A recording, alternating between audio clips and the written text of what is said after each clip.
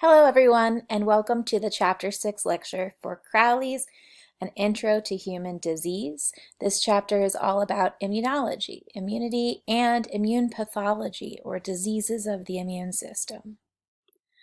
So again, an overview of our immune system. We have innate immunity, which is the cells and tissues that we are born with. And then we have the acquired or adaptive immune response or immune system. And these are cells that evolve over time based on the pathogens that we are exposed to. And it has memory. So some key things to remember, differences between innate and acquired immunity. Innate immunity is non-specific or generic, maybe we could say. So it has the ability to sort of, white blood cells of the innate immune system can recognize bacteria and viruses by some of their molecular patterns and recognize that they are foreign and they need to be destroyed, but it couldn't tell you what type of bacteria, what type of virus it was, or whether it had seen it before. It's just kind of like programmed to just non-specifically eat up foreign stuff, versus the acquired immune system, which is very specific. These cells will recognize very specific features of different pathogens and be able to distinguish between them. And the other feature of our acquired immune system is that it has memory. That every time when you encounter a certain pathogen like flu or tetanus, well, hopefully you won't ever encounter tetanus, that you already have memory from getting vaccines. All right, memory is actually the basis of the design of vaccines, that once your body has developed an acquired immune response to a pathogen, it remembers it and can then jump right into action if you're exposed again.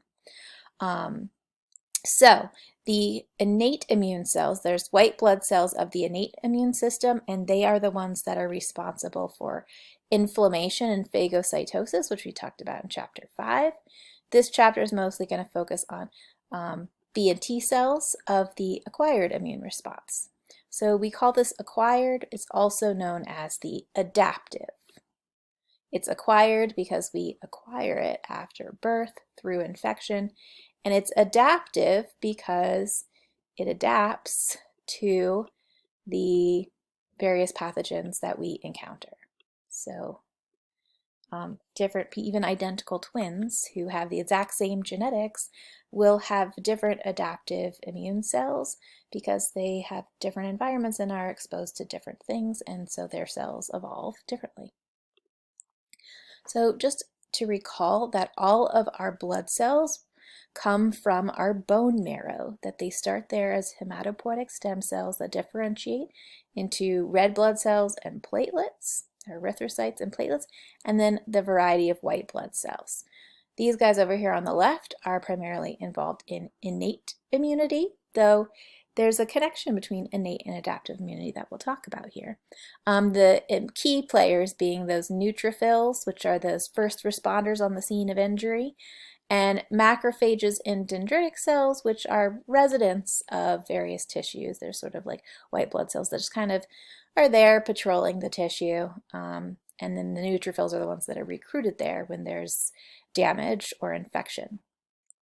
These guys do phagocytosis. They eat any foreign molecules, but then if additional backup forces are needed in order to handle an infection, they will travel to the lymph nodes where they will find B and T cells and can activate them to form a even bigger sort of attack on the invaders. So all of these T and B cells, let me go back for a second. T and B cells are collectively known as lymphocytes. These are the lymphocytes because they come from these lymphoid progenitor cells. So our lymphocytes are our B and T cells. Lymphocytes. Lymphocyte literally means cell of the lymph, because B and T cells basically hang out all day in the lymph nodes and other organs in the lymphatic system. So when lymphocytes mature, they differentiate into either B cells or T cells. And what determines which way they go is where they travel after the bone marrow. So all of them they stem from the bone marrow. Some of them will stay in the bone marrow and then mature into B cells, B for bone. Oops, I meant to highlight that. B for bone, right? I keep doing it. Some of them, though, will travel from the bone marrow to the thymus. The thymus is a gland in your chest. It actually sits right on top of the heart. And that is where your T cells mature. So lymphocytes that go to the thymus will mature into T cells. T for thymus, all right? Once they are matured into or differentiated into B cells and T cells, they will migrate to the lymph nodes and the spleen and maybe some other lymphatic tissues where they basically hang out and wait to be activated by other white blood cells. So that's what happens in our tissue when, so how these lymphocytes develop is really interesting. So our lymphocytes are trained to recognize very specific portions of pathogens that we call antigens. And I'll show you that in a minute. So each T cell and B cell has a unique receptor. And that is due to a very unique process of genetic recombination and gene expression in lymphocytes. So we know that gene expression is how genes are how they're transcribed and translated into proteins. Well, the genes for these receptors on B and T cells, they have sort of like a mix and match set of options within the genome. And during that transcription and translation process, basically there's a variety of different genes. So there's 3 different parts, the V, D, and J segments, and then actually there's a C segment here. This is the constant segment. And you can get there's like a variety of ways that these V, D, and J segments can mix and match. It's like there's multiple different alleles or copies of each of these gene segments that can get spliced together in different ways, such that every single receptor on every single T cell is a little bit different because it contains a different combination of these V, D, and J gene components. So it's a pretty neat way to add variety to our immune system. So since the first job of these immune cells is to be able to, these cells are like soldiers, they're attackers. They are trained to search and destroy, to recognize foreign things and search for them and destroy them. So the first thing we want to do is delete any cells that mistakenly recognize any part of our self as foreign. You don't want your immune system to attack you. In fact, that's a whole pathology of diseases called autoimmune diseases that can sometimes be due to a failure of this process. So early in lymphocyte development, the first test that lymphocytes go through is they get tested to see if their receptors, their random receptor that they generated through this gene recombination here, that's called somatic recombination, right? If it recognizes a self protein, all right, then it gets destroyed.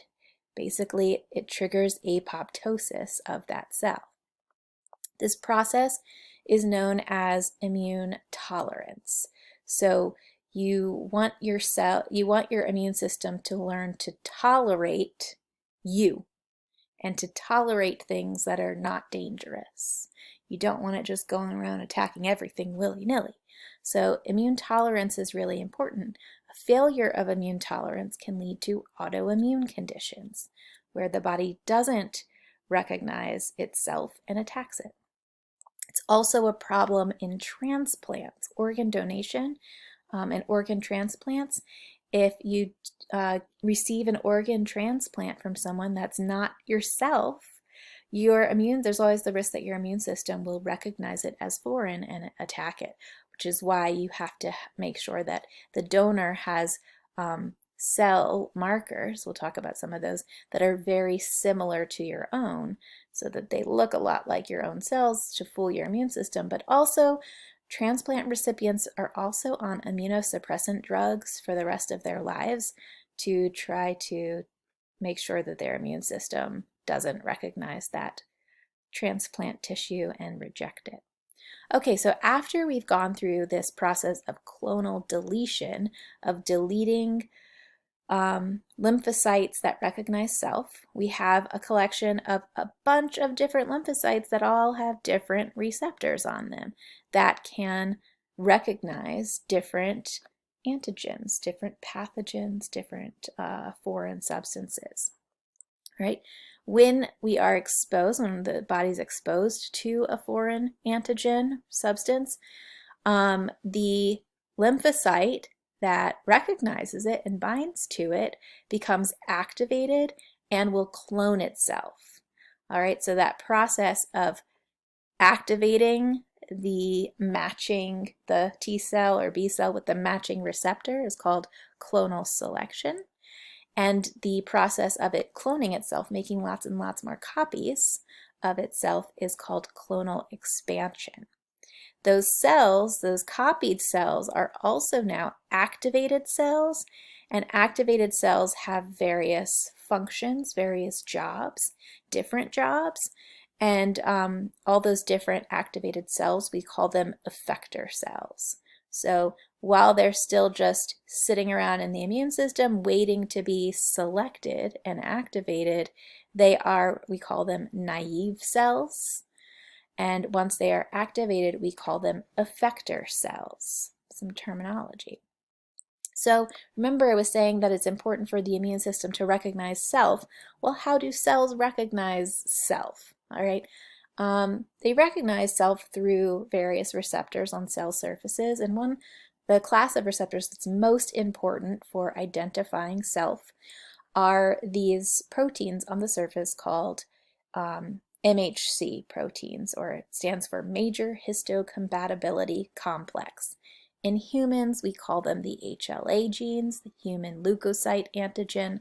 Either way, they're the same thing, pretty much. So histocompatibility, that means tissue compatibility. Remember, when we talk about transplants and you want someone who's compatible, okay, it's very much like blood group antigens, which people are very familiar with. So blood groups, you've got type A, type B, type AB, and type O. All right, it's very similar to those molecules, the A, B, O molecules, except there's more than 3 flavors, if you will. So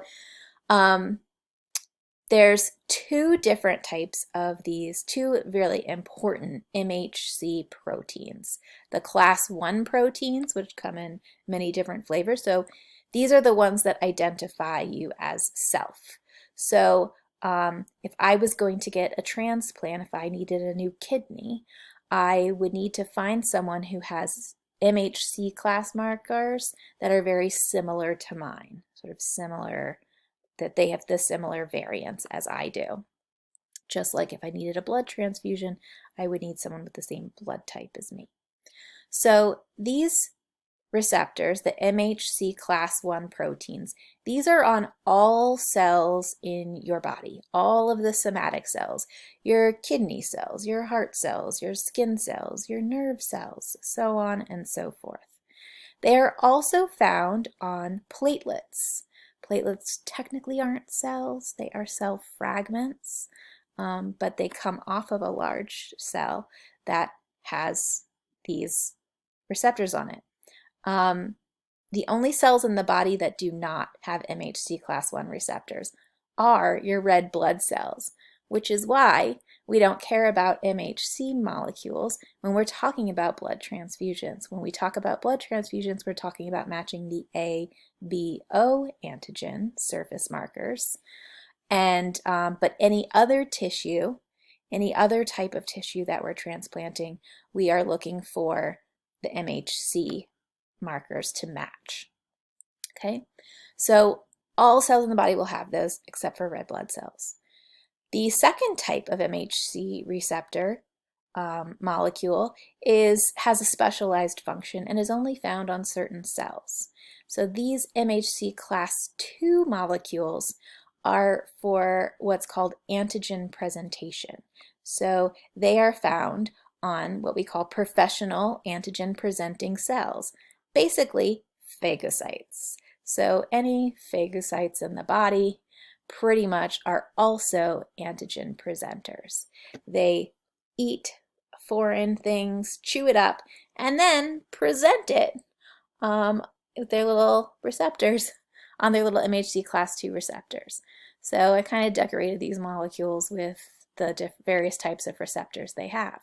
Notice that all of these guys have both MHC class I and MHC class II because all cells in the body have MHC class I.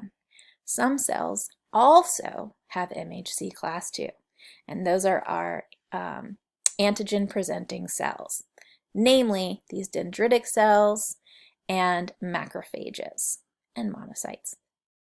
B cells to a lesser extent.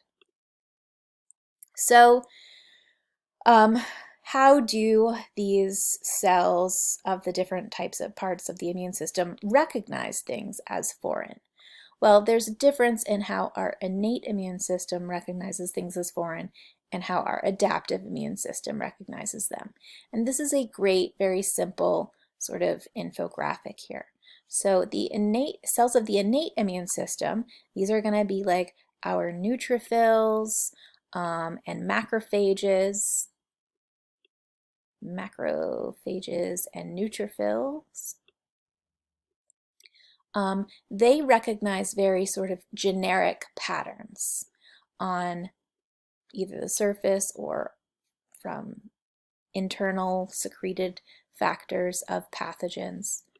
Macrophages and neutrophils. I can't write and talk at the same time. So notice that all three of these are three different pathogens. Let's say they're bacteria, okay? And all of these bacteria have a similar maybe polysaccharide or some sugar chain sticking off of their surface. That's common to many bacteria, but is not a feature of humans.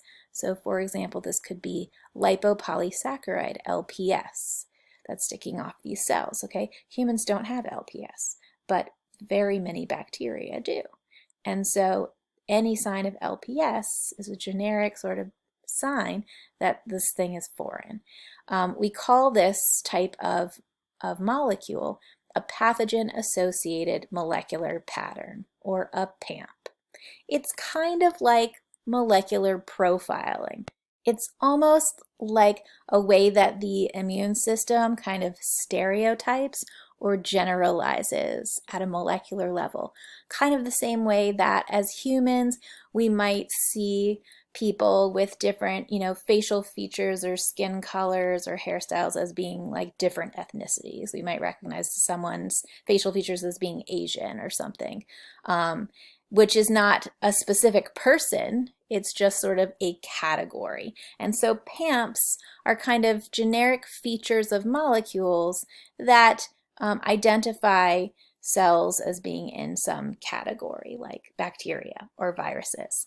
So some other common PAMPs, double-stranded RNA is not typically found in human cells. It is found in a lot of viruses. Viruses contain double-stranded RNA. In our cells, we really only contain single-stranded RNA, our messenger RNAs, and then maybe some other specialized types of folded RNAs. But double-stranded, like double helix RNA, is really a feature that's only in viruses and is indicative of virus infection. And so the receptors on our macrophages and neutrophils that recognize these PAMPs are called pathogen recognition receptors, PRRs. All right, so these are just receptors on the surface of our macrophages and neutrophils that are in addition to other receptors like those MHC receptors, okay? But they're pretty generic. They recognize pretty generic molecules. Versus the adaptive/acquired immune response, they recognize much more specific patterns. They have much more sort of discerning eye, if you will, and we call those things antigens. So the term antigen literally means anything that generates an antibody response. And so antibodies are made by the adaptive immune response, and these are really very specific features of pathogens. So each of these pathogens, while they have the same PAMPs, maybe they all have LPS because they're all bacteria, they have different special surface markers that distinguish them as like E. coli, Salmonella, and Shigella or something, and would elicit different specific T cells and B cells that recognize those specific antigens. And the parts of the B cell and T cell that recognize them are those specific T cell and B cell receptors. I don't know, I'm just drawing some very random receptors here, okay? So some things to be able to distinguish, I guess, to summarize this. The innate immune system recognizes general patterns on molecular patterns that are called PAMPs, and the adaptive immune cells recognize more specific patterns or molecules on pathogens, and we call those antigens. All right, so let's talk about this process. And this is kind of a busy slide, but it's a great overview. So what happens when you contact an antigen? When you contact, I'm going to say a pathogen. All right, so let's say a bacteria enters the body. All right, a phagocyte, either a macrophage or a dendritic cell, is going to phagocytose it. So it's eating that pathogen, is going to chew it up, it's going to digest it in the lysosome with some reactive oxygen species, and then it's going to present those little pieces. The pieces are the antigens. It's going to present those antigens in those MHC class II receptors, all right? And it's going to travel to the lymph node in order to find some T cells, because these phagocytes generally live in our tissues, like skin, heart, lungs, wherever the pathogen entered, whatever the site of entry was. And in order to, if the white blood cell needs to, it'll go to the lymph node, the draining lymph node, whichever lymph node is nearest, and it will find the right T cell, the T cell whose receptor matches that antigen, and secrete some cytokines, some chemicals that then activate that T cell and turn it on. So the T cell,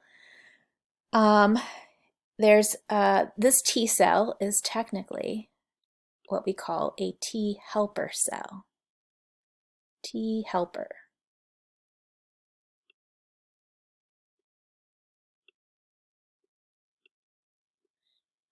And T helper cells have what is called a CD4 receptor. So again, there's all kinds of receptors on our cells. It's different than the T cell receptor. All these T cells have these T cell receptors that recognize antigen. But a T cell that has a T cell receptor and a CD4 receptor is called a T helper cell. So they are helpers because they are sort of the first ones that are notified or activated about the presence of this antigen, and then they go off and activate other T cells and also our B cells. So now that antigen has been presented, this T cell is now activated. All right, technically, this activated T cell can then go on and activate this B cell, but also it can differentiate. It can make it can start dividing and making copies of itself. It can make more T helper cells, But it can also make some memory T helper cells. These guys will stick around so that if that, and they'll circulate through the blood so that if that pathogen comes back again, we don't have to go through this whole like phagocytosis presentation process. We already have T cells that are ready to rock and roll.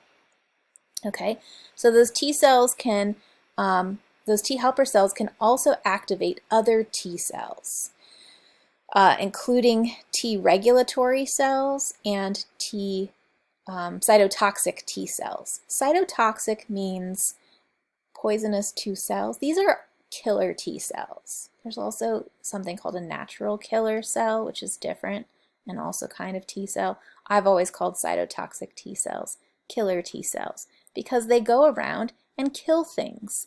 They kill infected cells.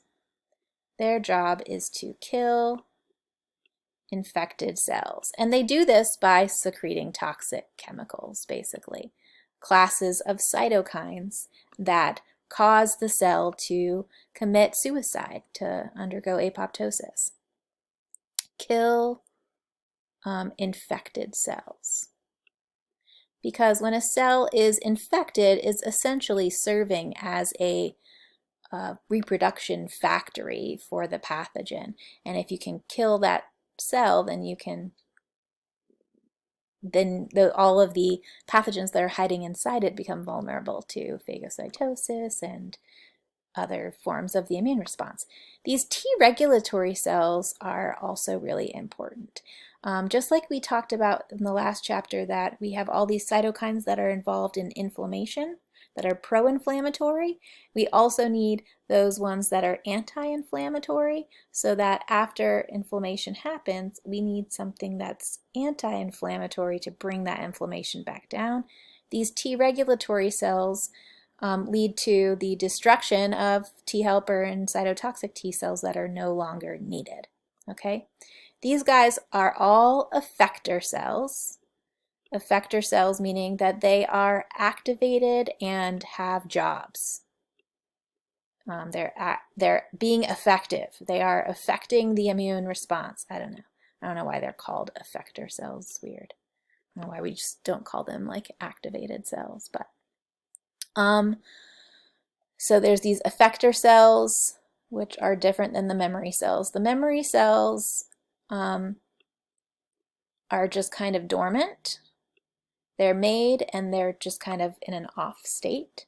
All right, but if there's a future infection, those memory cells immediately will start differentiating into effector cells, so that they are off doing their job. The T helper cells are activating things, the cytotoxic T cells are killing infected cells, and so on and so forth. So that's the T cell side of things. And that is all of the T cell jobs of the immune system are referred to as our cell-mediated immunity. So every T cell and cell-mediated immunity are sort of synonyms. That initial helper T cell that got activated, it can also activate B cells. Okay, and B cells have a totally different job. B cells, when they become activated, they mature into antibody production factories. We call those plasma cells. These are the effector B cells, just for some terminology. These are effector B cells.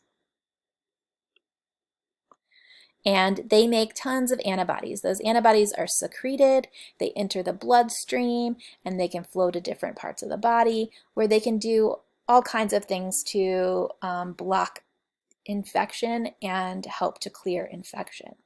Those activated B cells can also divide into some memory cells that are not making antibodies now, but upon future infection can quickly activate and morph into effector cells and start pumping out antibodies right away.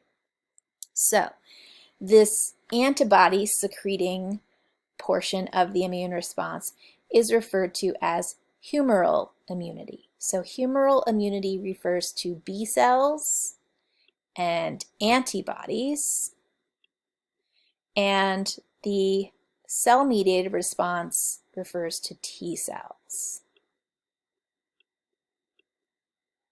All right, so sort of lots of terminology, lots of parts here, and I have lots of videos for you to watch too that are sort of animations of this process to help clarify it, and then come back to this slide and update it as needed. All right, so we said that humoral immunity is the B cells making antibodies. So there's actually a lot of different types of antibodies that we want to clarify. So there's 5 different classes of antibodies. Here it says the 5 classes of immunoglobulins. Well, guess what? Immunoglobulins are the same thing as antibodies. They are effectively synonyms.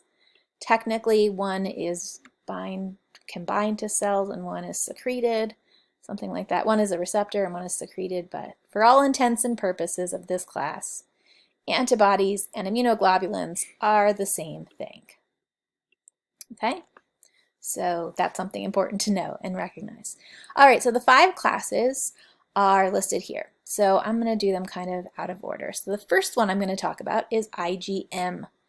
And if you go back to this slide here, notice that the antibodies that are pictured here look like sort of like snowflakes, okay? That's because it's showing you IgM. So all of the antibodies / immunoglobulins are Y-shaped proteins. They are shaped like a Y, but some classes contain dimers, where 2 of those Ys are glued together, or in the case of IgM, it's a pentamer, so it's 5 of those Y-shaped proteins joined together, linked together to make this kind of snowflake-shaped molecule. So IgM is the first antibody, that is the first class of antibody that's secreted by activated B cells. So when a B cell gets activated, I call it the practice antibody. The sort of key phrase for it here is that it's an early infection antibody. So when your B cells start pumping out antibodies, it's of the IgM variety. And then the B cells, every time they clone themselves, they do a little bit more of that genetic recombination to tweak their receptor to make it make these antibodies as sort of powerful and ideal and optimal as they can be.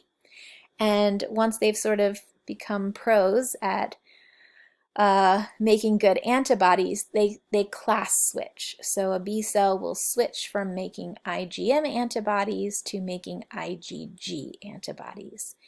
IgG antibodies are sort of like the final draft. You can think of IgM as the rough draft antibody, and IgG, after a little bit of tweaking and editing, that's the final draft antibody. So that B cell will continue to make that same IgG antibody for the rest of its life. Every B cell makes a different antibody because every B cell recognizes a different antigen. Every B cell has that genetic recombination happening that makes for its own unique version of an antibody. So these final draft antibodies are the ones that continue to be secreted throughout the rest of an infection and also can stay in your blood for several months. You have, or sometimes several years. IgG antibodies are what we use when you get a blood test to get your titer to see if you have antibodies for some pathogen that you were previously infected with or that you were vaccinated for to see if you still have immunity. All right, what they're looking for is presence of circulating antibodies. Those are your IgG. IgG antibodies also can pass through the placenta, so they can be passed on to the fetus. So any antibodies that a mother generates are passed on to her fetus and gives the newborn some level of immunity for the first few months of life because they still have some antibodies in their blood from their mother. They don't have a great ability. That's because newborns don't have a very strong immune system yet. They don't have an ability to make they don't have any memory cells yet, any memory B and T cells. So their immune systems are very naive. And they can make their own antibodies once they're exposed to things, but it helps sort of boost their immune system to have some of these antibodies already from their mother.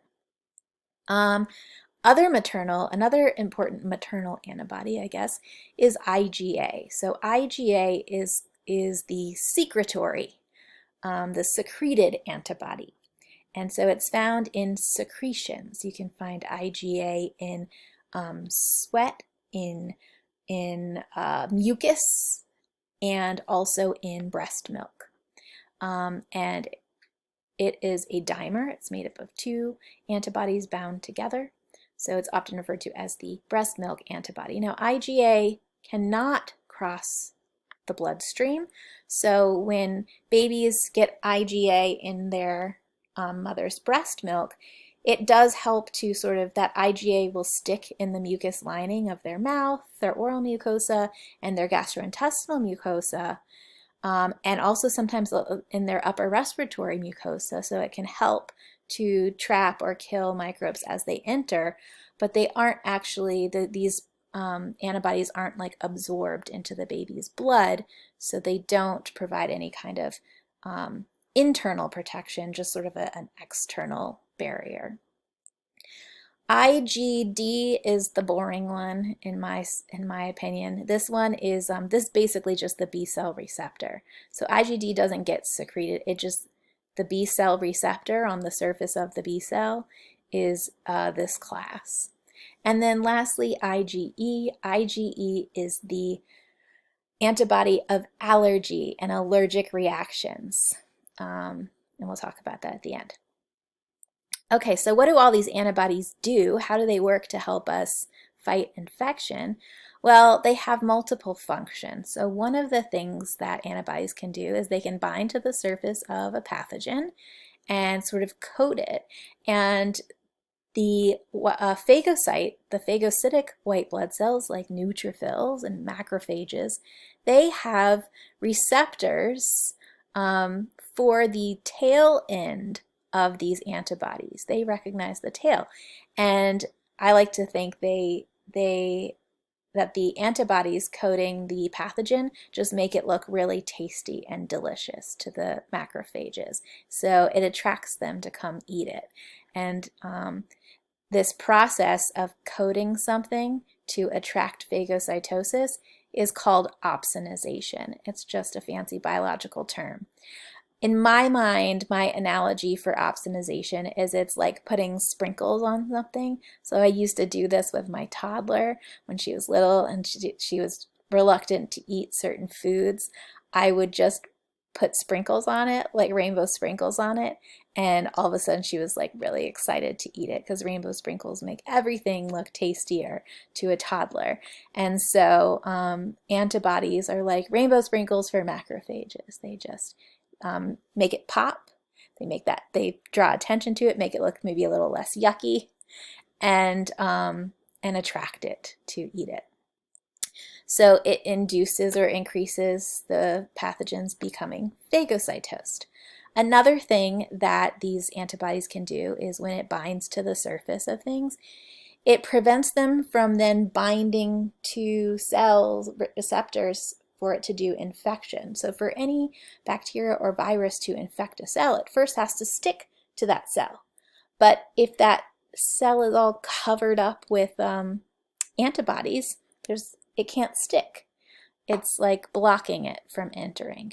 And so we're neutralizing it. We're basically preventing it from infecting or getting inside of another cell. Agglutination. This is a process of, my analogy for agglutination is kind of like handcuffing or like chain linking, like a chain gang or something of bacteria. So basically, since the antibodies have two binding sites, they're Y-shaped, so they have two arms, two little hands, they can grab two bacteria or two viruses at the same time. And then those two pathogens are stuck to each other, and then it can happen again and again and again. So you get this clump of bacteria or viruses. Well, they can't effectively infect cells if they're all stuck together in this big clump. So then they're just kind of sitting ducks waiting for a macrophage to come and eat them up. And lastly, antibodies can attract a protein in the blood that's called complement. And this protein can do a number of things to, enhance phagocytosis, but also it can poke holes in bacteria and lyse them or burst them. So that is a process, it's called an MAC complex, this hole punch complex. So I call it a Mac attack, which I don't know if I'm dating myself. That used to be like a thing in McDonald's commercials. When you're craving McDonald's, you have a Mac attack. So it's the microbial version of a Mac attack. So I was saying before about memory of the adaptive immune system, that the first time you're infected, you have to go through this whole process of phagocytosis, eating the pathogen, and then antigen presentation, presenting the pathogen on the surface through the MHC class II receptors, taking it to the lymph node to find a T cell to activate the T cell, and then the T cell can activate other T and B cells, and you can start getting a real adaptive response. That process is time consuming. Think of a cell in your finger, a macrophage in your finger, how long it takes for that macrophage, that little cell, to get up to the draining lymph node in your armpit to find a T cell to say there's an infection, here's the and then it has to find the right T cell, right? It has to find the one that matches that antigen. That can take a couple of days, honestly, for all this to happen, and it can take up to a week before you actually start producing antibodies once you're exposed to a pathogen, depending on various factors. So if we look at the first time exposure to AG is for antigen, okay, so for some pathogen that has some antigen, we're exposed here. Well, for this latent period here, which it's different for different pathogens. Sometimes it's a couple of days, sometimes it's a week, sometimes more. All right, before anything is happening at the adaptive immune response level, at the antibody level. So these lines are showing us antibody production. Purple is the total antibodies being produced, red is IgM, the rough draft antibody, and blue is IgG, the final draft antibody. So notice that in this first infection, there's a long latent period, and then we start making some IgM, some rough draft copies of our antibodies. And then the cells are like, okay, I think we got this now. We can stop making IgM and start making IgG. And the IgG is made, the infection clears, and our IgG levels drop back down. Okay, so everything's clear, everything kind of drops back down to initial levels. But then look what happens if we get exposed to that same pathogen, the same antigen again. All right, then we immediately, there's no latent period, there's no lag period. Those memory cells that are hanging around, they recognize that antigen immediately in the blood. So you don't have to wait for antigen presentation and activation, all that stuff. Those memory cells can be activated directly by antigen. And so IgG production immediately goes up. And this IgM production is probably of some new B cells that got activated and are making some IgM. But the memory cells are really the ones that are driving this response, making lots and lots of IgG. And then also notice that the IgG levels don't completely go away. That IgG production sort of stays at this baseline level, because it's kind of like, in my mind, I think the immune system is like, okay, this is not a one-time deal. If this pathogen came back a second time, they're probably going to come back again. So let's just leave some antibody out, just in case, to catch them even sooner the next time they come. And so you end up with these circulating antibodies. So that's why that there's some infections where you really only ever get the disease once, because the first time maybe you got sick because that latent period took too long for your immune system to nip it before it made you sick, and then you got better, and then maybe you were exposed to it again and again and again, and you didn't get sick because you had this rapid secondary immune response. And this is what the purpose of vaccines are. So vaccines artificially make your body go through this primary response using the antigen in the vaccine, such that when you are exposed again to the antigen, your body will automatically launch into this secondary response, a much stronger, much more effective, much faster immune response, and therefore minimize your risks of complications from that infection or even experiencing symptoms at all. So that is how the immune system works to sort of fight pathogens. If the immune system is overactive, if it is hypersensitive, so if it's too sensitive to things in the environment or in our bodies, we can have these inflammatory reactions to somewhat, non-threatening things that are not viruses, bacteria, whatever. So there are 4 types of hypersensitivities that all contribute to disease states. The first one and the 4th one are probably the most important. So the first one, immediate type 1 hypersensitivity, that is what we refer to as sort of our allergies.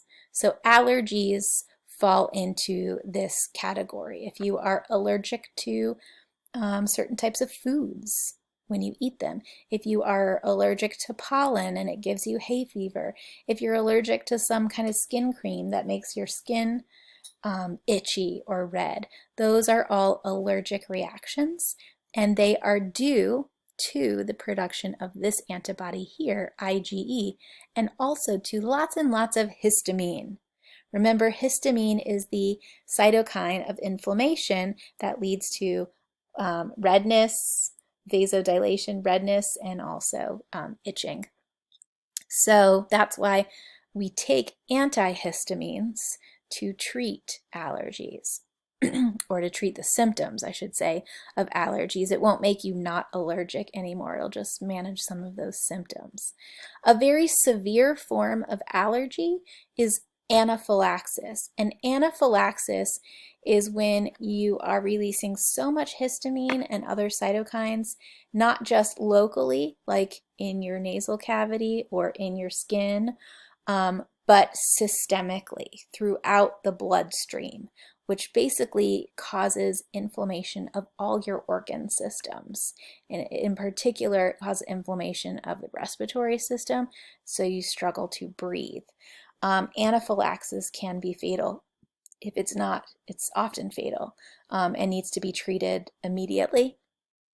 And there are some treatments. So the way that the immune system works, as we saw, is there's an initial exposure and then you mount an immune response. So same with allergy, you're not born with an allergy, all right? You develop allergies. And that's because in order to have an allergy, you have to first produce IgE. And IgE is only produced on exposure to antigen.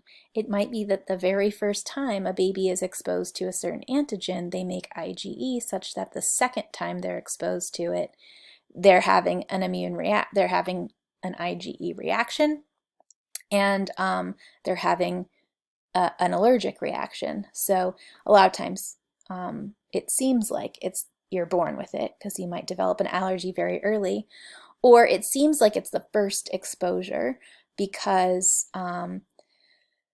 like maybe you're taking penicillin for the first time, and the first day or two you're fine, but the third day you start breaking out in a rash. That third day that was the first time you were prescribed penicillin, but the first time you took it was a couple of days ago. So it wasn't the first time you took it that you developed the allergy. You developed the allergy, and then as you continued taking it, you started suffering from the allergy. So all allergies require sensitization, a sensitization dose. Sensitization. Sensitize. All right, so you aren't born with an allergy, with a specific allergy. You might be born with a predisposition, a genetic predisposition to allergies. If your mom is allergic to peanuts, that does not mean that you will be allergic to peanuts. You might be.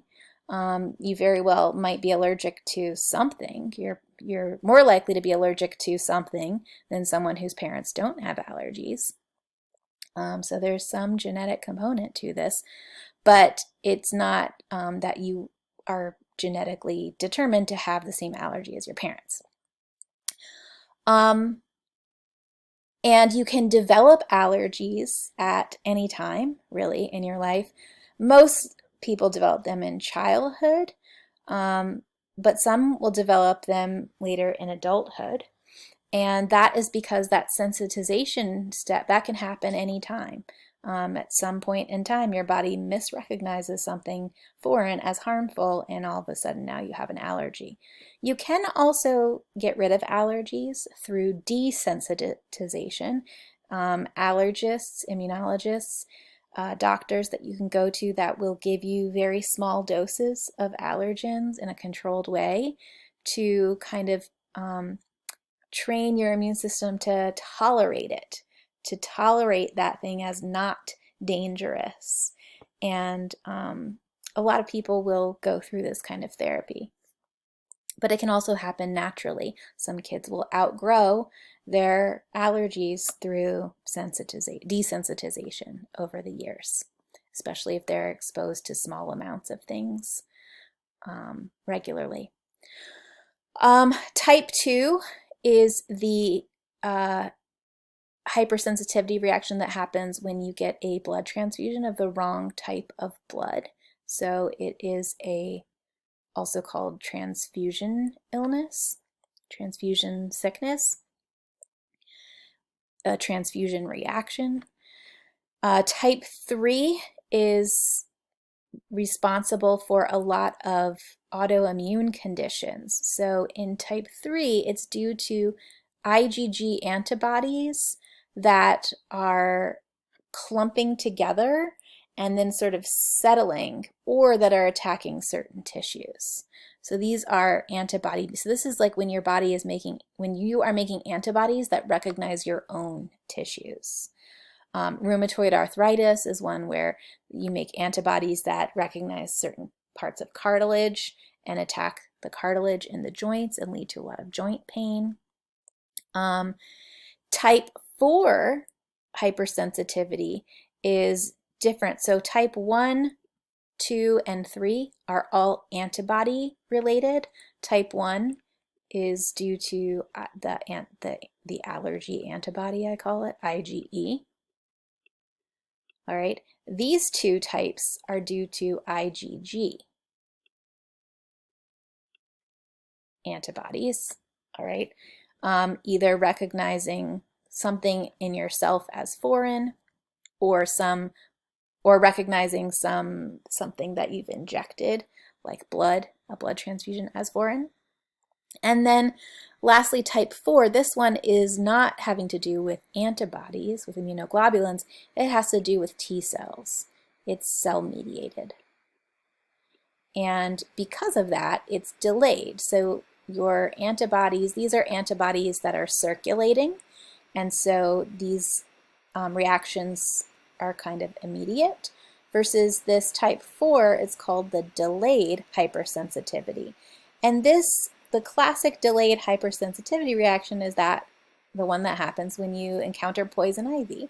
So poison ivy it secretes an oil that a lot of people have an allergic response to, but it's not an immediate response.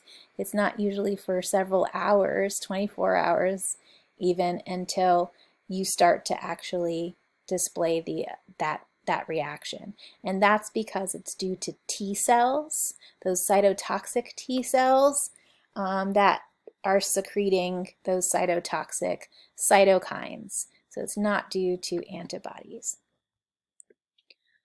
All of these, well, not type 1, but type 2, type 3, and type 4, all of these different types of processes can be involved in various types of autoimmune conditions, several of which are listed in your textbook. And again, autoimmune, it literally means immune against yourself. So your body is attacking itself because it recognizes it as foreign. You don't know this, I just paused because Amazon delivery. All right, but the last slide here is talking about ways to suppress the immune system or treat immunopathologies, diseases of the immune system. So normally you'd think, well, why suppress the immune system? We want the immune system, we need it to protect us from infections, which is true. But also, if there's too much inflammation, if the infection fighting is a little too gung-ho, we might want to tamp that back. But also, if the immune cells are overactive, it leads to autoimmune diseases. And so there are plenty of times where we do want to suppress the immune system. Oh, also, I mentioned with transplants, organ transplants. If you get an organ transplant, you don't want your immune system to recognize it as foreign and reject the transplant. So there's a number of scenarios where it is actually helpful to be able to control the immune system, to regulate it, to down-regulate it, if it's not maintaining that balance. So the class of drugs, the classic immune suppressing drugs are corticosteroids. Again, these are biological mimics. They are mimics of anti-inflammatory molecules made by the kidney. And they do have can have some side effects, especially taken in large doses or taken over longer periods of time. And so they do have to be prescribed and given under medical supervision. There are also classes of drugs that are anti-cytokine drugs. So they work by binding or inhibiting various inflammatory cytokines. And there's also a whole bunch of sort of the newest class of drugs in history in the last 2 decades, I suppose, are monoclonal antibodies, which are often classified pharmacologically as biologicals. And these are given by IV injection or sometimes by like a needle injection, sometimes self-injection, but usually they're IV infused in hospitals or medical offices. And these are antibodies that bind to either bad antibodies, pathological antibodies in your body, or they might bind to cytokines in your body. So it's basically using this concept of antibodies as being able to target things for destruction, right? And then designing specific antibodies against diseased proteins.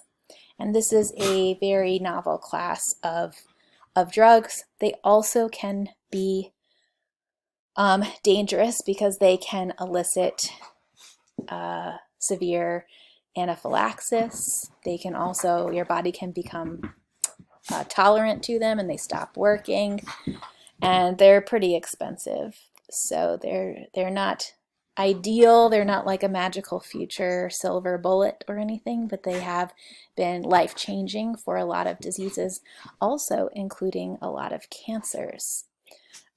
Being able to target cancer cells using monoclonal antibodies that specially target cancer cells so that the immune system can destroy them, similar to how they destroy pathogens. And that is the end of chapter 6. Thanks for watching.